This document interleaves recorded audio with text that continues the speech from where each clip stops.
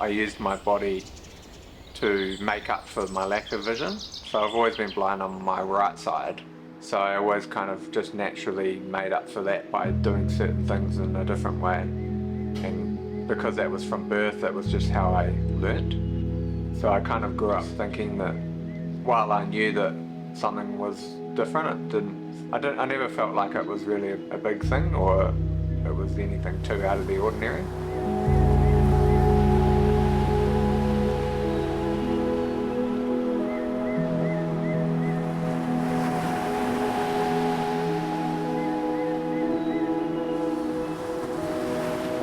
I kind of started to know in my early 20s, I think when I was in Australia, that my sight was getting worse.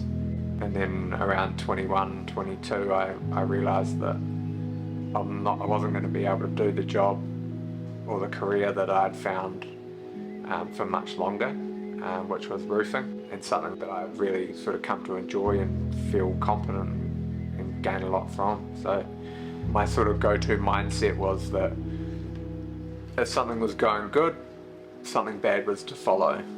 And then that sort of led into, I would say, a period of depression that I didn't realise it at the time, and I was a bit self-destructive and drugs and alcohol and all of that sort of stuff. And after operations, I would have periods of time where, like a block of 2 weeks, where I would go to the hospital every day and have needle holes poked in my eye by a doctor.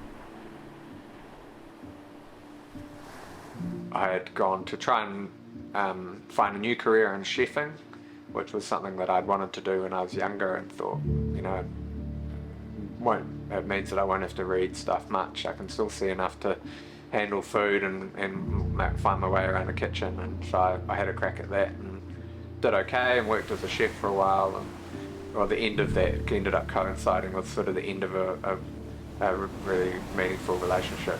And so I got to a point where I just packed everything up, and I had just everything in a backpack and chucked my thumb out and left town and hitchhiked around the South Island for 3 months. It was horrible at the time, and I was not a very happy man. But looking back, that was exactly the right thing that I should have done and that I needed to do.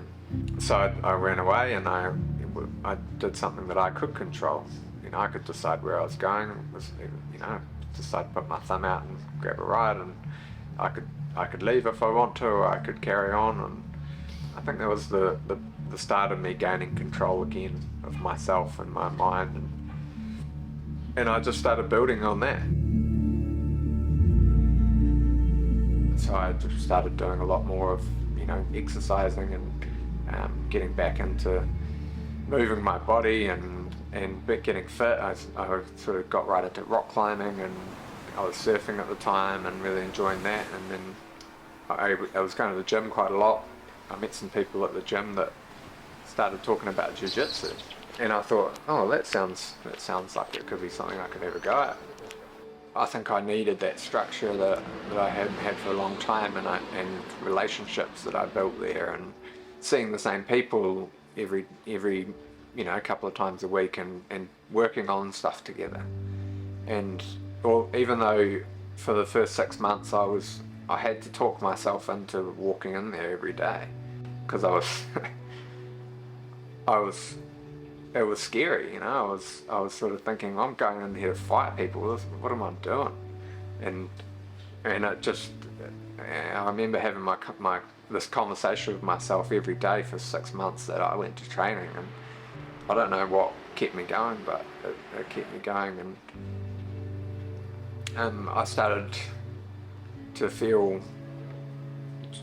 much more confident in general. Like, before I'd been doing jiu-jitsu, I was losing my vision, and I remember walking home late, in the evening when it was getting darker, and I was feeling quite scared. If anything had happened, what would I do? I can't run away because I can't see where I'm going, and I don't know how to sort of protect myself or defend myself. And not that anything was really ever going to happen potentially, but you just that was the state of mind that I was in. And so I started putting a lot of time and effort into training, and I started competing, and I ended up doing quite well in my first competition, where I won my weight division and got second in the open weight at white belt, and started to really think that, you know, I was actually getting good at something.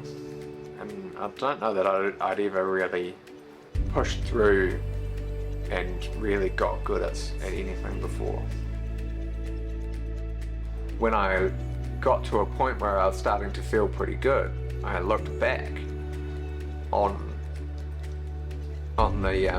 the previous sort of 3 years, and I realized that if I hadn't done all of the things that I'd been doing and working on myself and all of that, I wouldn't be where I was now, which was getting to a good place. During the period of time that I was talking about earlier, I was fortunate enough to see a counsellor. Through that experience, I started looking at how I had managed myself out of a bad time with the help of certain people around and that sort of thing, my family and people like my counsellor and some friends.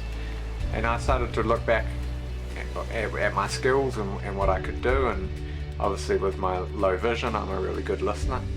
And so I sort of put that together, and I started thinking about becoming a counsellor as a job, as a career. And it just feels right to put that into action. And part of that is what I've learned from jiu-jitsu, you know, like you learn to be comfortable being uncomfortable in jiu-jitsu, and that's a big part of the training, is learning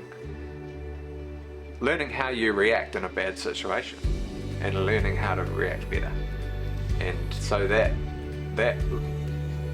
what I learned through that and what I gained through jiu-jitsu and the rest of my life experience has led me to become a counsellor, and I can't wait to get stuck in it and do it.